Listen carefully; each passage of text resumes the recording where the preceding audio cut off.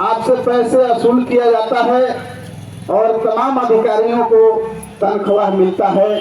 इसलिए यह सिस्टम बनाया गया है कि अधिकारी जनता के लिए काम करेंगे।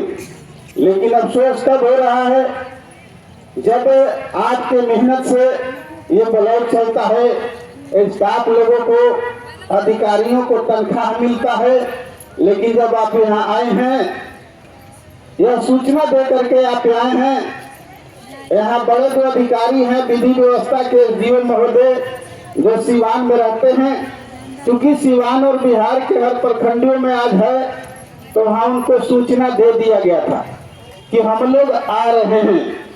हम लोगों का जो मांग है उस मांगों को सहानुभूति पूर्वक विचार करते हुए उसको हल करना है। लेकिन हमने जब पता लगाया तो हुसैनगंज प्रखंड के अंदर दोनों अधिकारी नहीं हैं, सीओ अंचलाधिकारी भी नहीं है और प्रखंड विकास पदाधिकारी भी नहीं है।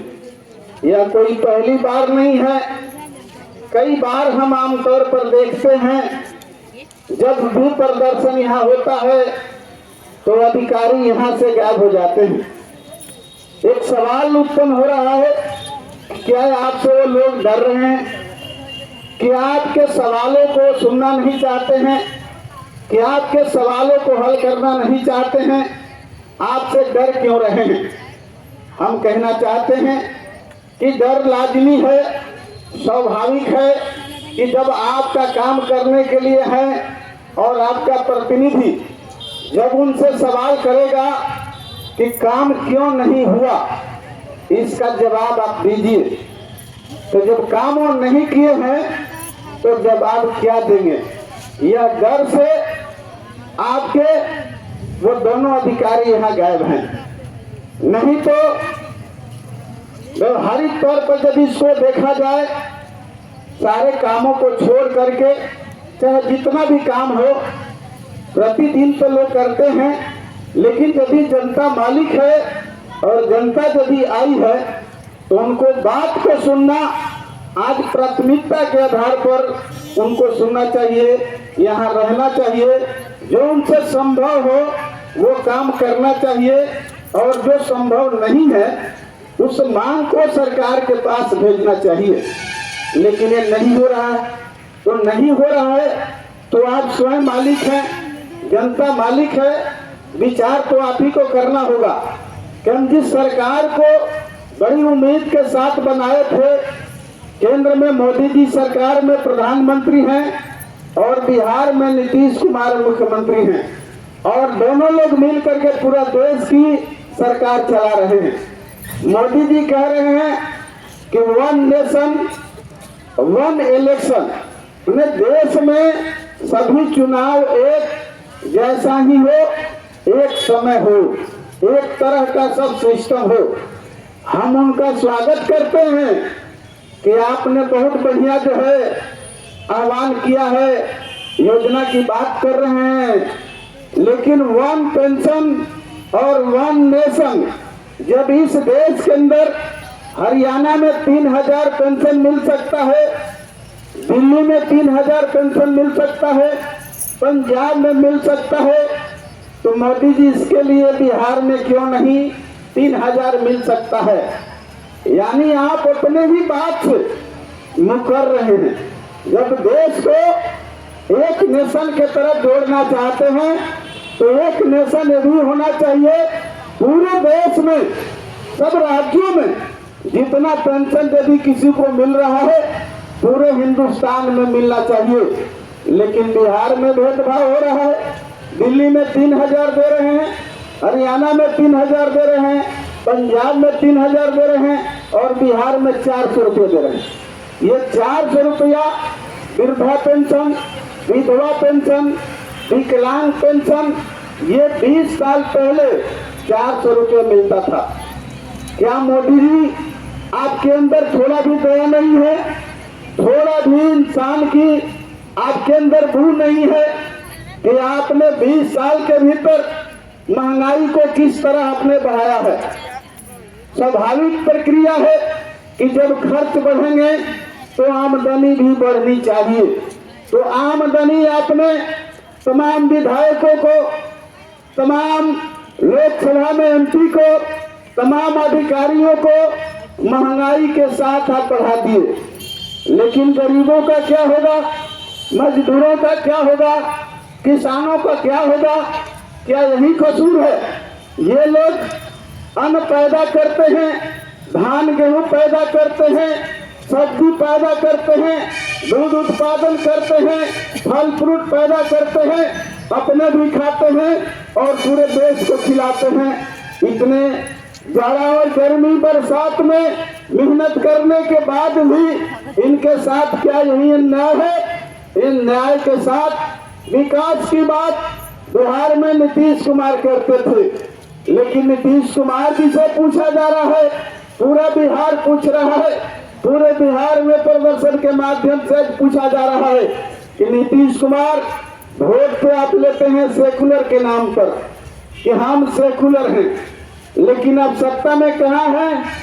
सांप्रदायिक उन्मादी ताकतों के साथ जो सरकार केंद्र में बैठ करके कभी विकास की बात नहीं करती, कभी महंगाई पर बात नहीं करती, कभी रोजगार पर बात नहीं करती, कभी बैंक ब्लॉकों में भ्रष्टाचार है इस पर बात नहीं करती, लेकिन बात हो रहा है इस पर हिंदू और मुसलमान पर, मंदिर और मस्जिद पर। हम कहना चाहते हैं कि आज 100 साल पहले भी हिंदुस्तान के अंदर हिंदू और मुसलमान सब लोग थे, सब लोग इस हिंदुस्तान के नागरिक हैं। यहाँ सब लोग जो है शांति से आज जीने का काम करते हैं, आज जी रहे हैं, लेकिन जो उनकी मौलिक जो समस्या है उस समस्या पर बात नहीं कर रहे हैं और मंदिर मस्जिद पर बात कर रहे हैं, हिंदू मुस्लिम पर बात कर रहे हैं। इसी काम के लिए मोदी जी आपको गद्दी दिया गया था, ये शासन दिया गया था, हिंदुस्तान का बागडोर आपको दिया गया था, इस काम के लिए नहीं। मोदी जी आप समझते होंगे कि तीसरी बार हमारी सरकार बन गई है, तीसरी बार सरकार तो बन गई, लेकिन भारत के लोगों ने आपको सत्ता से जो है बेदखल कर दिया था। लेकिन अफसोस है कि बिहार में नीतीश कुमार और चंद्रबाबू नायडू दोनों लोग सेकुलर के नाम पर वोट लेकर के, भाजपा के विरोध में वोट लेकर के, ये लोग जो है आपको एक धुनी लगा दिए, जिस धुनी पर आप टिके हुए हैं, ये धुनी जिस दिन हटेगा आप जो है चारों खाने जमीन पर गिर जाएंगे। आपको धक्का हिंदुस्तान के लोगों ने दिया है, अभी समय है, संभलने का काम करिए। और यदि यही आपका हिंदुस्तान चलाने की यदि गतिविधि रही तो आने वाले दिनों में इस समय हिंदुस्तान के किसानों ने तो हाथ कर दिया है, ठोकर दिया है, झटका दिया है, धक्का दिया है, और अगला बार आपको साफ करने का काम करेंगे। क्योंकि दुनिया का इतिहास है, हिंदुस्तान का इतिहास गवाह है, हिंदुस्तान के गद्दी पर जब जब तानाशाह लोग आए हैं, जब जब डिक्टेटरशिप आए हैं, उनको जनता सबक सिखाया है और इतिहास के कूड़ेदान में भेजने का काम किया है।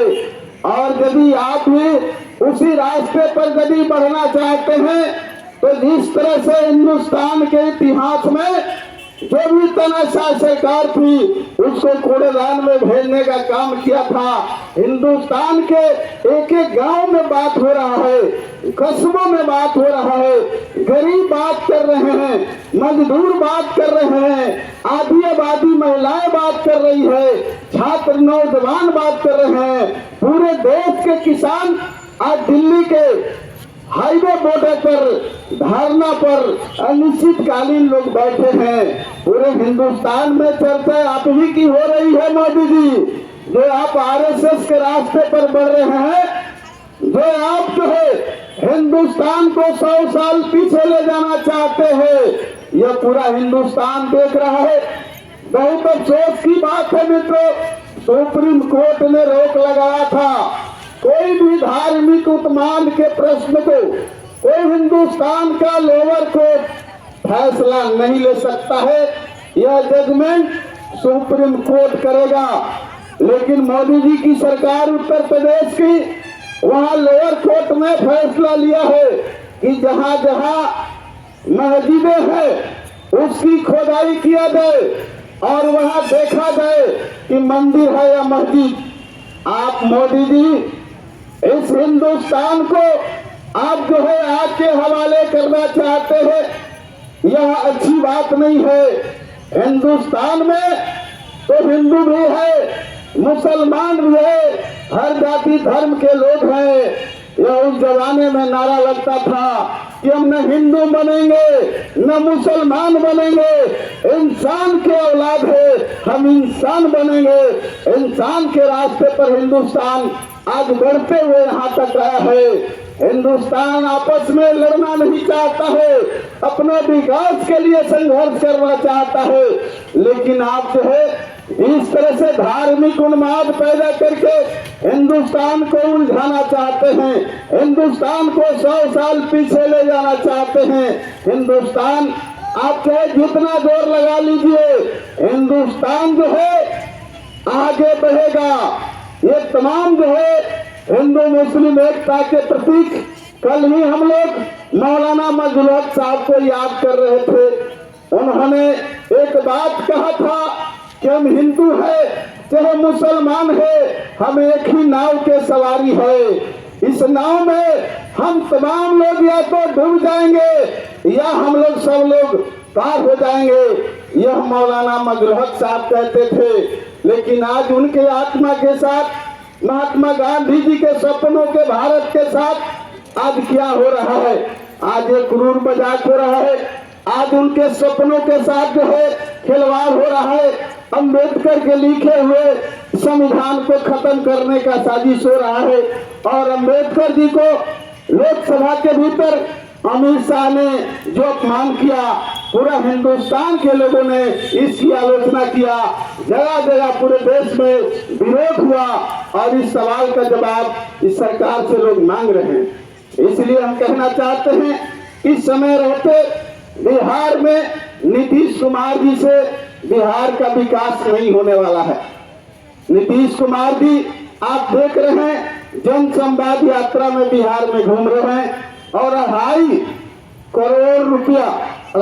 करोड़ रुपया खर्चा कर रहे हैं। इसकी जरूरत क्या है? पहले कह रहे थे कि महिलाओं से हम संवाद करेंगे, अब महिलाओं का नाम खत्म कर दिया है, अब उस नाम को बदल दिया है। हम कहना चाहते हैं कि आप यदि 20 साल से मुख्यमंत्री हैं, अच्छा यदि काम किए हैं तो आपको घूमने की जरूरत नहीं है, आपको वोट मिलेगा, आपकी सरकार बनेगी। लेकिन आप फिर एक बार पूरे बिहार वासियों को आंख में धूल धो करके, हरियाली आंसू बहा करके आप जो है ये जन संवाद करना चाहते हैं।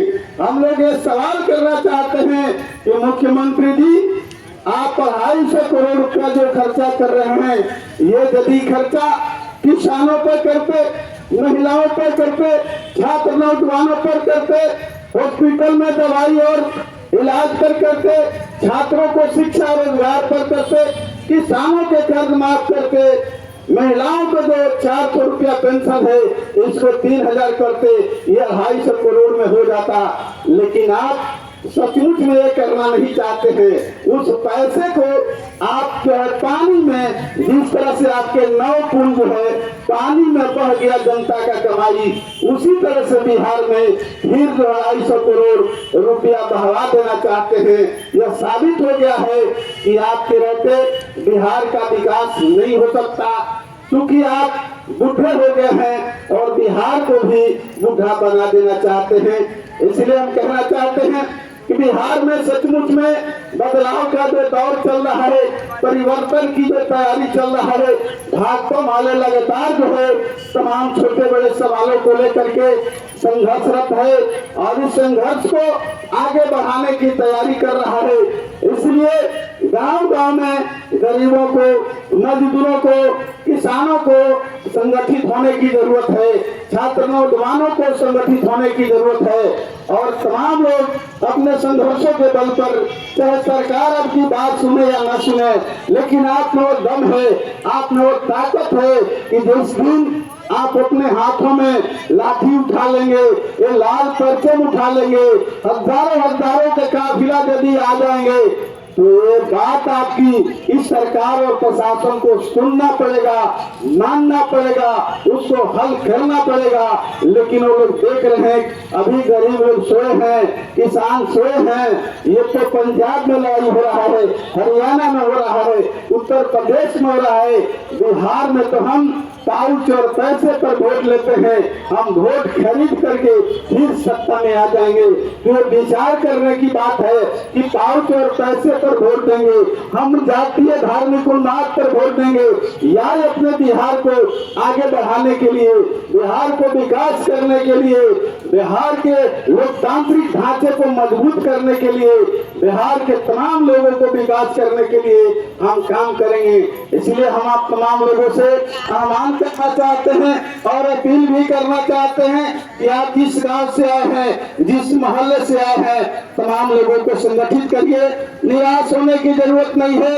जब जब प्रश्न बना कोई आया हिंदुस्तान के अंदर तो सड़कों पर उसका समाधान हुआ है और ये भी प्रश्न जो है सड़कों पर लड़ करके हम लोग इसको समाधान करेंगे।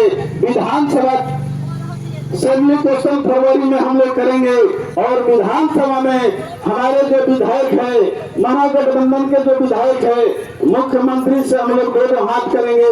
मुख्यमंत्री जी आपने 2 लाख रुपया देने का, 5 डिसमिल जमीन देने का, 2 शहर में फ्री बिजली देने का, ये तमाम जो प्रश्न है आपने कैबिनेट में जो पास किया है, इस कैबिनेट में पास किए हुए सवाल को आप हल करें। हम लोग गांव से सड़कों पर रहेंगे और हमारे विधायक संसद में सवाल और विधानसभा में उठाएंगे, क्योंकि ये लाल झंडा, ये लाल किरण दिल्ली भी पहुंच गया है और पटना भी है।